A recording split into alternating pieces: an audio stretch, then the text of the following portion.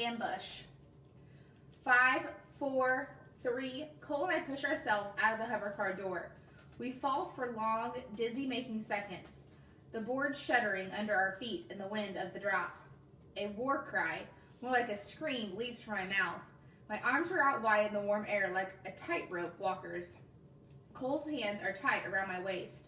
For a moment, it feels like we'll fly apart. Me, Cole, and the board, all scattered on the waves below, but the magnetics in our crash bracelets keep us together. And finally, the lifting fans spin up. The hoverboard brings us to a knee-bending halt in midair. "Whoa," he says in my ear. "This is not your safest plan." I don't answer. When my father is in power, I'll never be safe. We lean sideways and peel away, giving the specials some room. They're just overhead, already falling from the car on 2 hoverboards. Not bothering with midair halts, they execute elegant turns and zoom off toward the island a few kilometers away. "Show-offs," I say. "Come on." We lean together, Cole's arms still tight around my waist. The board slides down the tropical air currents. The shallow sea below is bright azure, rippled with sunshine and dark stripes of coral beneath the waves. We're in the Cubans, a string of islands 200 clicks south of the mainland. The patch of land we've chosen is just a tidal plain with a craggy peak rising at either end. Cole and I head toward the island's highest point, buffeted by a stiff ocean wind. The board jerks and hitches beneath us, but it's good to stretch my muscles to feel him pressed against me in the unsettling air. I try to notice every detail, to hang on to this moment of us alone together over the bright sea. Endless, boundless, brief. We arrive at the summit, step from the board onto a pile of rubble. The peak is crowned with the crumbling remains of an old fort, its view commanding the entire island. "Looks like someone's had this idea before," Cole says, unstrapping the plasma gun from his shoulder. "Always take the high ground."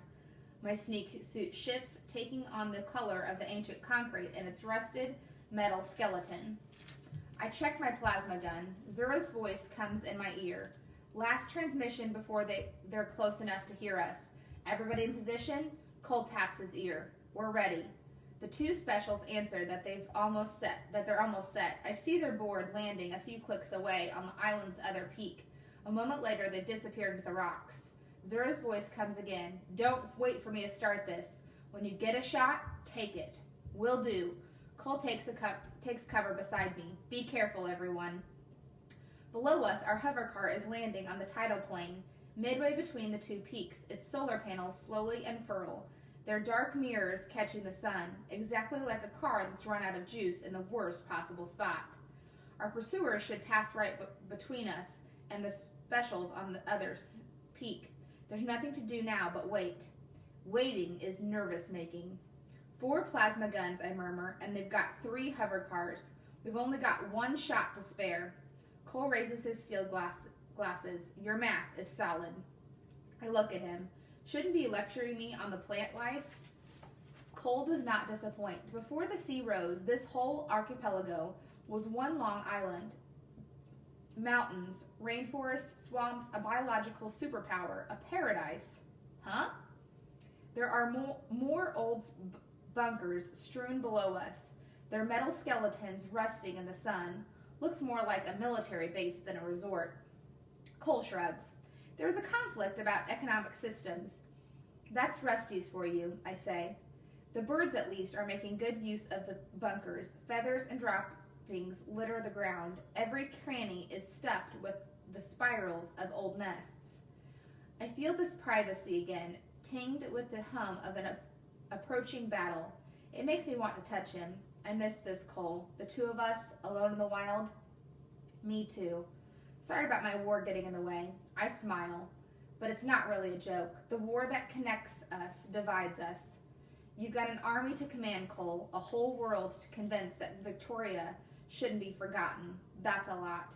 He lowers his field glasses, but he's still looking out over the ocean, not at me. Sometimes it's like we're fighting 2 different wars, he says. I shrug. You're trying to save your city. I'm just trying to save my sister. That must seem small to you. He finally turns to me. Bray, Your whole life you had to hide.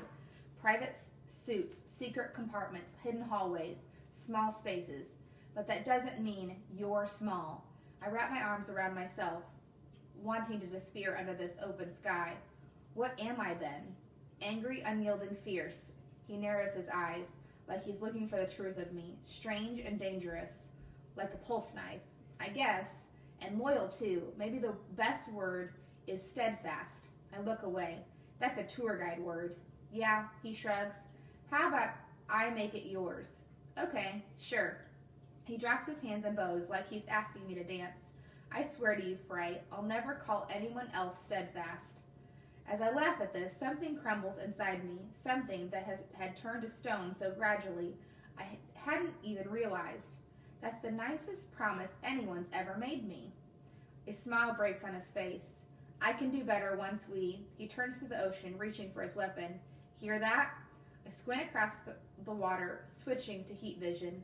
In the distance, I can make out 3 bright constellations of lifting fans. It's them. We sink into the rocks, seal our sneak suits, hit the priming triggers on our plasma guns. The pulse of battle builds now, my tension coiled inside me. All day it's strung taut and shimmering.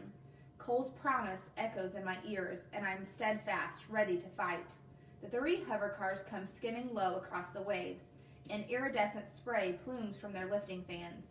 They're slowing down, spreading out like big cats hunting, cautious now that we've stopped running. Soon they're close enough that I can see their black and gray livery, the battle scars on their hulls. One hovers at a crooked angle, its left rear engine flame blackened and silent. My finger itches to squeeze the firing trigger, but the formation glides to a halt just out of range. I swear, softly under my breath, wanting the fight to begin. One of the 3 cars rises a little into the air, and something odd happens. The belly hatch opens, and a long piece of metal is lowered down, but at first it looks like an antenna or a signal jammer. But tied to it is a white flag.